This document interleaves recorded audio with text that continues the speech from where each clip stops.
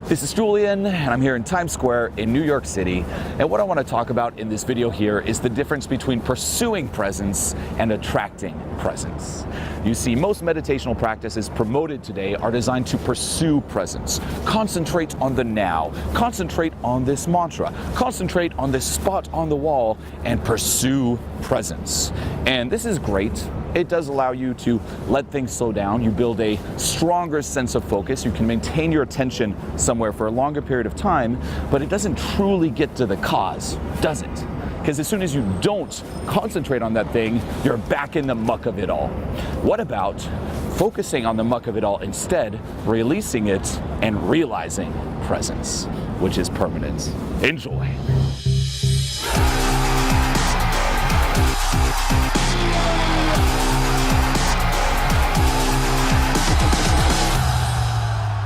When you think about meditation, there are two main ways to meditate.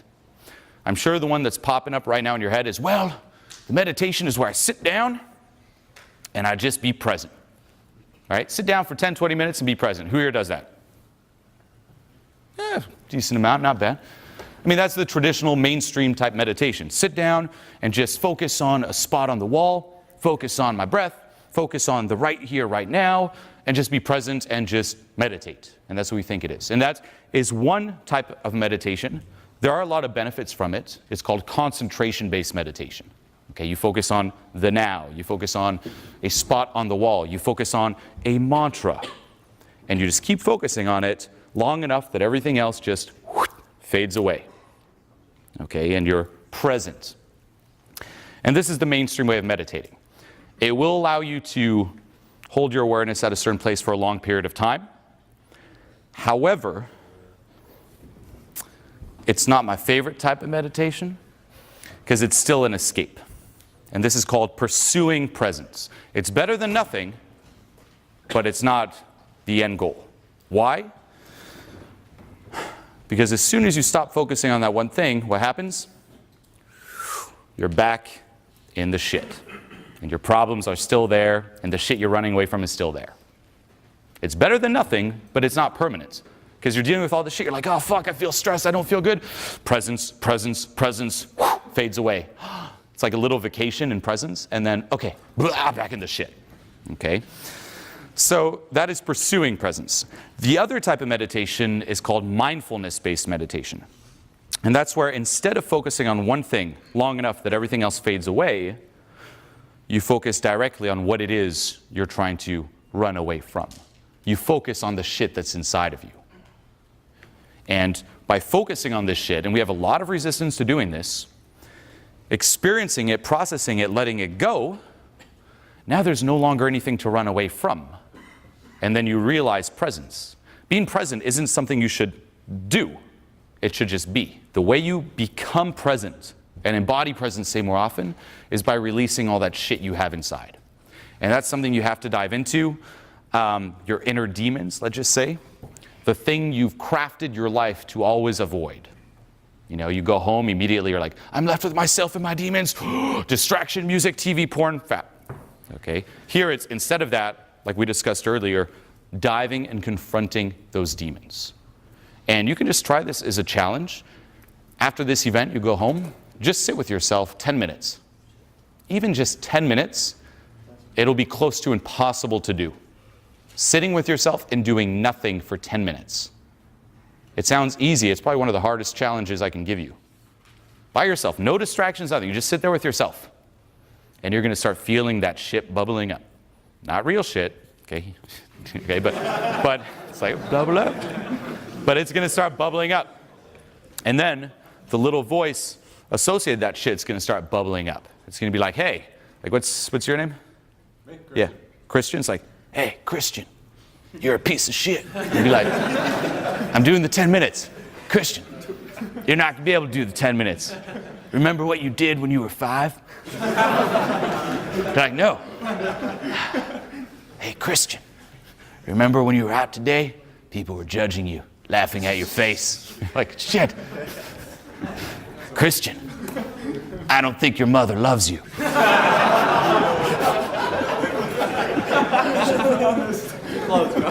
Christian, I don't think anyone ever loved you. That's going to happen. Like literally that voice is going to say the worst shit ever.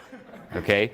And it's not just when you're at home with yourself. That's when it'll be louder, but it's still going on in the background. It's crazy. We all have this enemy inside. You're out in public, and it's like this annoying friend. You're just trying to chill. It's like, Christian, that chick there's judging you. You're like, whoa, hey, Christian, you look like shit today. Whoa. Like, it's like nonstop. So that's going to bubble up.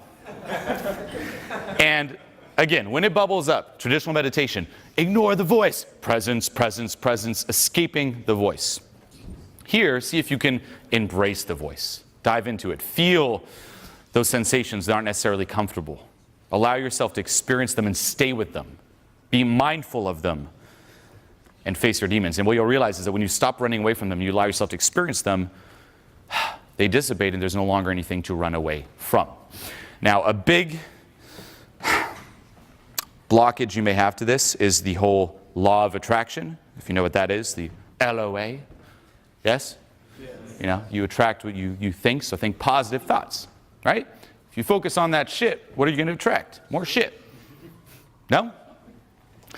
But here's what you have to understand, and this is huge.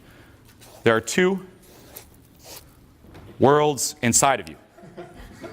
What is it, Leah? What? So there are two worlds. This is what you're aware of. This is what you're not aware of. Right now, you're aware of my voice. What I'm saying, you're here, oh, Jordan, fucking robe and shit, yeah. Here's something what you're not aware of. Just because you're not aware of it, never forget this. Just because you're not aware of it doesn't mean it isn't active. In the background here, for example, if you feel guilty over something you did or didn't do, that's going around. You're a piece of shit, Christian. You know what you did. You know what you didn't do. You're a piece of shit. And you're like, no, but Julian, the robe, piece of shit, on repeat. And then we're surprised. We're like, well, I'm trying to focus positively. Why am I not manifesting positive things? Because this is going on. Whether you're aware of it or not, it's going on, and it's attracting more of that. So guess what?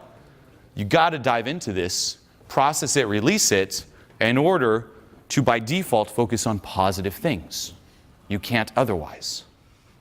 Okay? It's like someone who says, too, it's like, don't focus on the past, focus on the future. Well, guess what? If you don't focus on the past, the stuff you're still hanging on to, you're going to keep creating that in the future. It's going to keep affecting your future. It is a necessary step. You must dive into those demons and free yourself from those demons, or you're going to keep attracting and repeating that shit. And that's mindfulness-based meditation. It's sitting down with yourself, sinking into some of those fears, letting the different sensations come up. Here's some common fears. The fear of not being good enough. What if that's true? What if, as harsh as it sounds, you aren't good enough? How do you feel? Just hearing that right now. Just take a moment and just feel the sensations. What if you aren't good enough? What if there is something wrong with you? I'm sure you had that doubt. You look around like, fuck, everyone else is having life so easy for them. They get shit so easy. Why is it so hard for me? What if there is some kind of defect in you? What if you are different? What if there's something fucked up in you? And that's why you just keep beating your head against the wall, staying stuck. You ever look at everyone else, just have it so easy, but for some reason it's hard for you? What if that's true? What if you're destined to stay stuck? What if no matter what you do, how many events you attend, you can never just break the cycle? And as the years go by, you just stay stuck. You can never truly express yourself, truly put yourself out there, never live up to that potential, and that's your life. What if this is as good as it fucking gets? What if you're destined to be alone? You ever have that fear? That's a big one. I used to have that all the time. What if I never am able to put myself out there and connect with someone at all, and I just drift through life alone? No one ever gets to truly see me. And think about this. Who here actually saw you? Not the front you hide behind, but the real you. Has anyone truly see who you are? Were you ever able to truly drop this front and let someone see you and truly connect with someone? Or are you just drifting through life alone? You might even be surrounded by people, but never truly connecting with them. And if so, what kind of life is that?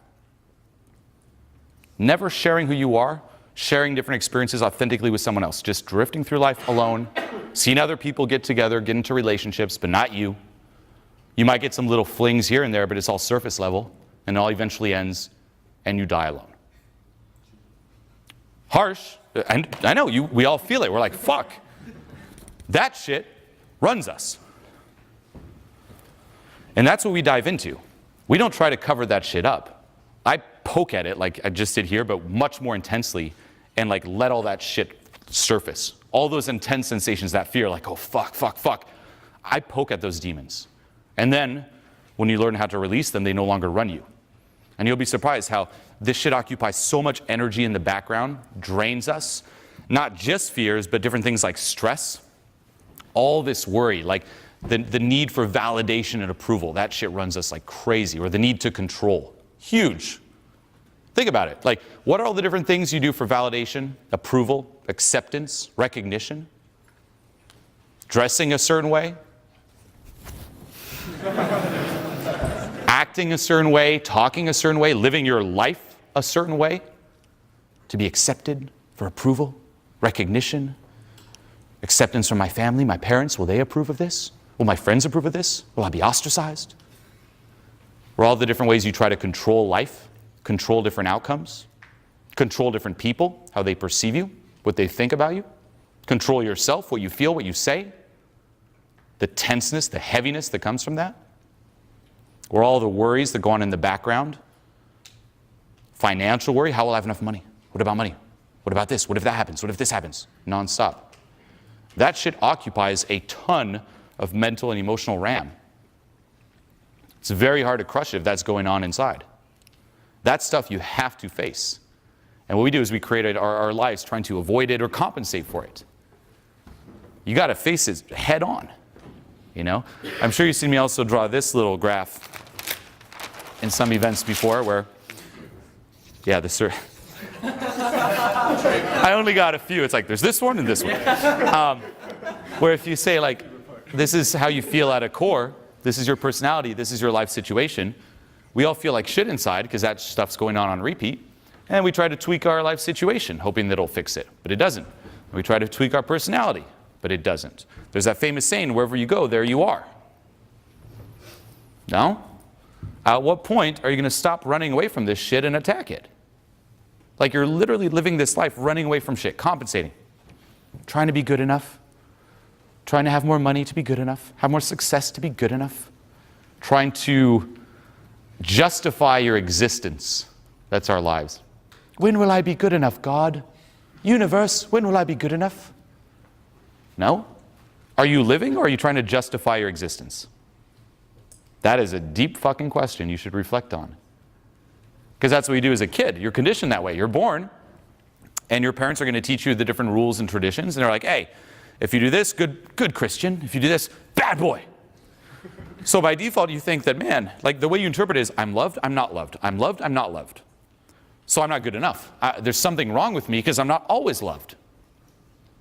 From our perspective as children, none of us receive unconditional love. It's only conditional when we're the acceptable, good little boy. So we think, shit, there's something wrong with me. There's this whole part of me that's wrong. I'm not good enough. And then you just keep trying to chase the different conditions that give you approval from your parents, that give you that love, hoping that at one point you will have achieved so much you will receive unconditional love. And this continues into your adult life, and here you are. Did I do good enough yet? Daddy, Mommy, did I do good enough? No? Do I need more validation? Do I need more women? God, do I need more women? More money? What else do you need? It's crazy. That's how we live. You know? And nothing changes that. Confront those fucking demons. So if you resonate with this and you'd like to learn more about how to release all those things that are blocking you from realizing presence, I'd love for you to be a part of my new long-term interactive digital program, Transformation Mastery Academy. This is the program of my real teachings. The YouTube videos here, they're fun, they open your eyes, but this is where the work truly begins. It's extremely practical, it's structured, you're held accountable, you would know exactly what to do. So if you're ready to begin this journey with me, click the link here below, click it now, and I'll see you on the inside.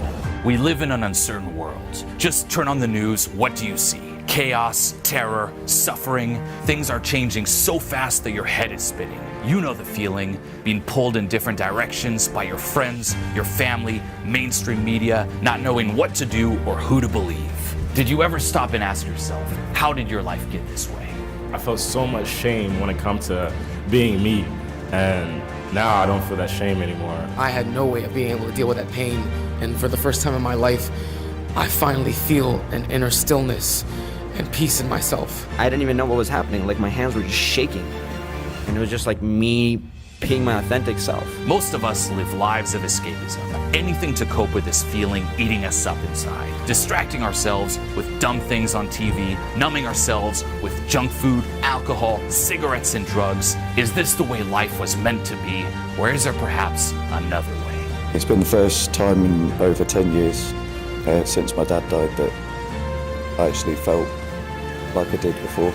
I've decided to take a stance for good, for love, for authenticity. And I've created a movement of people dedicated to raising the vibe. A movement dedicated to doing something about this, and it's called Transformation Mastery Academy. That was amazing, just being able to finally find that root reason. I really want to thank each and every one of you out of the bottom of my heart. Thank you, guys. Now, I'm not some fake guru promising you overnight results. What I promise you here is a tribe of people to help support you and guide you along this journey. In Transformation Mastery Academy, you'll no longer be alone.